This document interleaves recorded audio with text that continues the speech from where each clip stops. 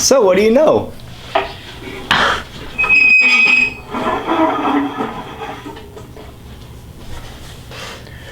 We know the sound quality sucks. I don't know who I'm talking to. No one's watching this. We're trying to fix it. It'll be better next week, I promise. Okay. Get this out of This here. is the first thing of insanity. We're trying to fix the audio. We know it's bad. We're talking to no one. We're talking to no one. No one's watching this. We just watched Eraserhead for the second time. It was overall much more It enjoyable. was better. Yeah. Yeah. Much better. We made notes this We did time. notes. We didn't fall asleep at all. This is true. Like, it was a much It better was still viewing. tiring. So tiring. But we didn't actually fall asleep.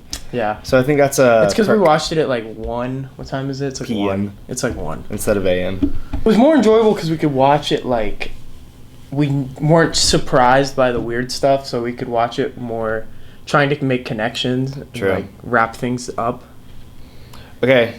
So we can just go through. Alright. The first thing I wrote down was... The What? puddle! No, we'll get there. Oh. We'll get there. The first thing I wrote down was, what world does Henry start in? Because we talked about, like, Oh, yeah. hell and where realistic world is. That definitely plays, yeah. He's like sideways at the beginning. Yeah, he looks like weird. he's laying down. And then like the brain stem comes out of his Yeah. mouth. So I'd say, and then we get that guy, the lever guy. We named him Lever Larry. Lever Larry. And So now we got Lever Larry and the Boogaloo. see. Yeah. And He's the guy like manipulate. We decided that he's like manipulating Henry's mind. yeah, no, we think he's like controlling like whatever. He's the like puppet Purgatory. master. Yeah, puppet master. Yeah. So we kind of like we were talking the whole movie, and I just kind of wrote down things we said. We said like during that scene there was like an atmospheric score, and then we talked about how Lever Larry is like gross and like has all these like pimples and shit all He's over nasty. him. He's nasty. They look like burns or pimples or like his skin's discolored. Oh, it's all gross. Lever Larry's nasty. And then like we like decide we're like, is it hell or is it like purgatory? Because there's nothing really happening. It's not like Yeah. torturous. It's just kind of Just like kind of there. existence. Yeah. And like when we say atmospheric score, it's not really a score. It's not really any music. It's just like It's just like weird. blowing. It's like room tone, but like turned up way high. It's weird. Yeah, that was it for that scene. We kind of faded into, we descended actually into the next scene, which we were like looking at it. It's more post-industrial and apocalyptic. Yeah. The wide shots establish the setting. It's weird. It's somewhat futuristic for the time. What year was this made? Hold on. I'm doing research. 77. Oh, really? Yeah. So it was made in 1977. So if you're in 1977 seeing like things getting industrialized, That's not even But the that's not industrial period. 1977, No, yeah. that would have been like, it's bizarre. It's like someone from the 1800s. 30s. that's even later though. 1800s were the Yeah. industrial period. So it's like someone from that period seeing the growth, trying to predict what the future would be like. Like everything's just gonna be train tracks and factories. Yeah, I guess so. Cause the Bill, I think his name is, talks about how like his house used to be Oh yeah. like a farm. It's weird. The setting is very strange and confusing. And there's like a lot of apocalyptic imagery. Like there's actually a picture. it's like a and- painting or a picture. Yeah. Yeah, of like a mushroom cloud in Henry's room. Yeah. So, it's weird. and then I addressed this in the last video, but he did step in the puddle with his right foot, but took off his left sock and acted like it was wet later. And that So, just pisses me off. Whatever that's supposed to mean. That's our favorite part I'm of the sure movie. we don't know, but it's amazing. Yeah. We were very excited. Yeah, I was like, I'm right. So, then, what's this say?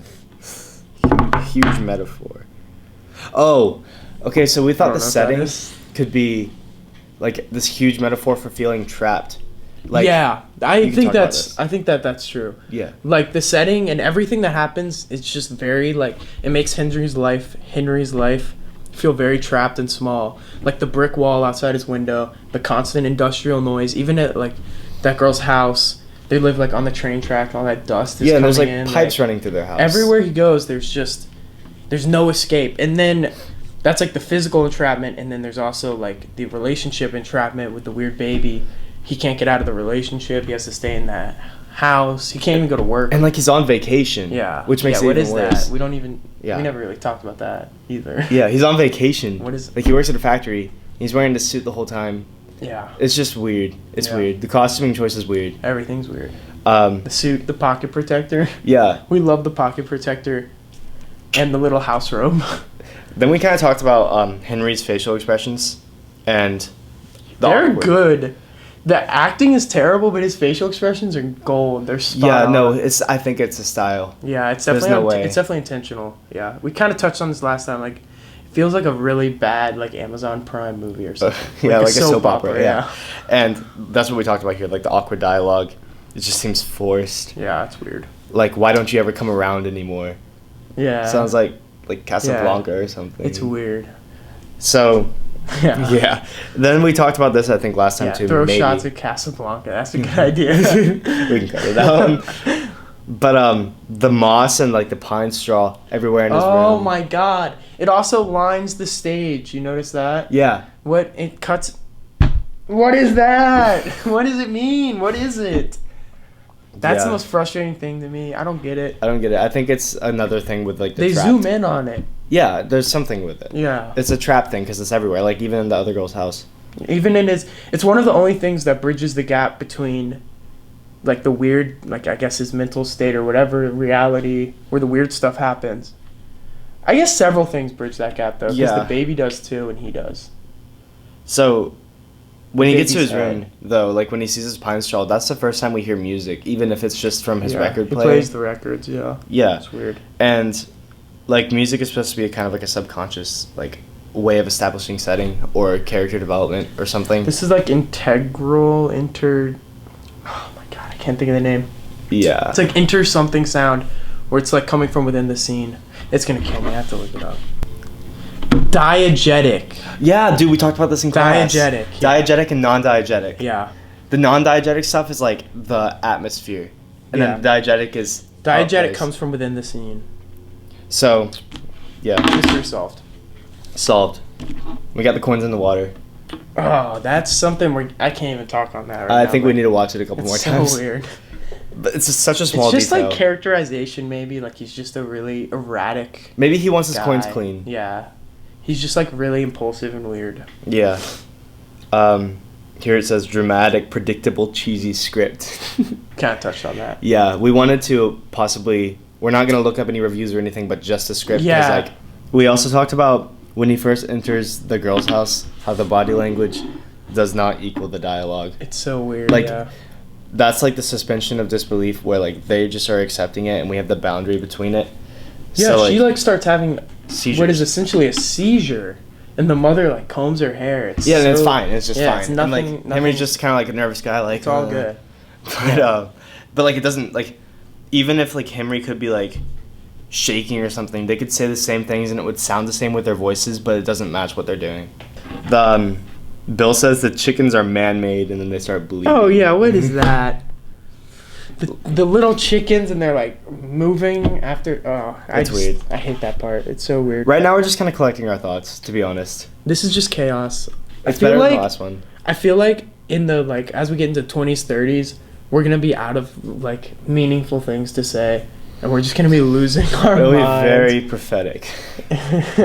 Like right now, we have like we could talk for half an hour without getting bored of this. Like we're gonna have to cut it down to like 10 minutes, but there's no way we're gonna be able to talk that long every time. No. I don't think. Okay, go on. Next and then the mom making out with Henry after she asks. She like kisses his neck. It's so weird. Yeah, like she's like, if you'll be in big trouble if you don't cooperate. And then it's so strange. And then it's just like, what does she have a name? The girl that he married. Yeah. I don't remember what it is. But it's like Jane or something. Yeah. I think it's Jane. She like comes around the corner and just like snaps her out of it, and it's like fine. Yeah, it's like nothing happened. She's and like, Mother! It seems like a subplot that was never explored. It's so weird. It's weird. Mary. Okay. Is that what I said? No, you said Jane. Dang it! So close. Kevin. The next thing I have written down is the stage in Henry's head, which is like, that's why we think it's less of a hell. Like, it's still a hell, but it's like very mentally entrapped. It's very clearly what we had once thought was more broad, it's very clearly focused only on Henry. Oh yeah. Right. Like every cutscene is very clearly just Henry's thoughts. Oh yeah. Or brain or whatever. And there's a brain sim out the box, which is a big image of the... Yeah, we got to talk about this. Yeah. Maybe we should talk about this next time. Because I still got the little box he gets in the mail that... To me, what I'm always screaming is like, feed it to the baby. Mm-hmm. Because it won't eat. But I don't know if that's even what it's supposed to be. That's just my first thought. Now I can't get rid of it. And we have to explore it because, like, if there's ever a pattern or ever an image that's just, like, repeated, there's obviously use for it. Yeah, and then it, like, starts growing. It's, like, very clearly, like, stop motion. And it's, freaking out. And it's just gone. So there's that. I love that scene. It's so weird. There was holes in the blanket the whole time. If you watched the last time, whoever you are watching this. When Mary leaves, like, after she gets mad about the baby not shutting up, she, like, went and jammed something in its mouth before to make it shut up. And, like... And we kind of laugh at that scene every time. Well, actually, this is the first time I noticed it. But we laugh at before when she's, like, just yelling at it. Oh, yeah. Like, shut up! It's just... It's, like... It's almost comedic relief. Yeah. It's not... It's dark. It's uncomfortable. Funny. But yeah, it's the same thing we talked about last week where we just laugh at. But like when Henry gets up after she leaves to go like see if the baby's sick, it's a tampon. Yeah. It's just lying on the She counter. shoved a tampon in its mouth. It's so weird. To absorb it? It's like a weird pacifier. It's messed up. It works. It's messed up. It works for like 20 seconds and then it starts crying again. So the crying baby's weird to me. This is a side rant. Because it's something that like every new parents deal with. Yeah. That's today when I said to you, is like an overarching theory is like, maybe this guy isn't like he's not a reliable narrator. Oh no. Like he's a crazy person. And like everything's fine. It's just he's losing his mind. He feels trapped. Like I think, or as of now, the second viewing, I think that this world is not bad. Like, I don't think it's as dramatic. I think it's something in his head. I think this is just, like, a boring, like, soap opera, like we've said. Like, he, like, knocks up his ex-girlfriend. And her mom freaks out. But he's so crazy and, like, trapped by social norms and where he lives that he's, like, I think maybe just the whole, like, birth is so emotionally traumatic that that's the way he's dealing with it. And that's the way he sees the baby. Yeah. Yeah, that kind of works. Because he sees the baby as, like, a mutant because it's like ruined his life. Anything's open. It's open sport, open game for this. The last two things I have down are how the last piece of dialogue is "It's okay." It's kind of weird, yeah. It's kind of weird. And then eraser dust, which floats behind his head at the end. Yeah, that one famous shot that if you haven't seen the movie, you've probably seen, like, he's just, like, freaking out and all the eraser dust is flying behind him. But, like, we didn't know what that was until this watch where when they're at, like, the eraser factory or whatever, and he blows the eraser dust at the end. Dude, that guy says it's okay too. Which one? Remember when he erases it and he goes, "It's okay"? No, that's what I'm talking about. Is that the last line? That's the last line. It's the last thing anybody says. Dang, that's like 30 minutes before it's over. But it's also crazy because, like, now that I'm thinking about it, like, it's okay. Like, thinking about it, like, more as an emotional trauma. Yeah. Film kind of is an emotional trauma. Is? Just to watch it. Yeah, I mean, like, it's very captivating in a way if you think like that. Okay. That's all I have down. What else were we going to do? We're going to say our favorite part every week. Mine's the right foot and the left sock in the puddle. I think my favorite part, the part that, like, just I enjoyed the most was the weird thing in the box. Like, it turns into this stop motion, and it's, like, going in and out of the table and, like, freaking out, and it, like, has a mouth. It's weird. I liked it. And our favorite part as a whole is the baby trying not to laugh. That'll never not be funny. Never not be funny. That'll never not be good, yeah. That's the highlight of the film. Oh, yeah. I think that's it. That's kind of it, yeah. Not much to say this time. See you next week, I guess. We're doing... The way we're editing these is this is... What day is it? August 26th, 2017. So today we're going to post last week's. So we're going to be running on like a week-long delay to edit and get it in order. So like today we watched it the 26th, but this one won't be posted until like... Next week. The 1st or whatever. Okay. We don't care. Well, no one's watching this. We'll have the audio fixed next time. Yep.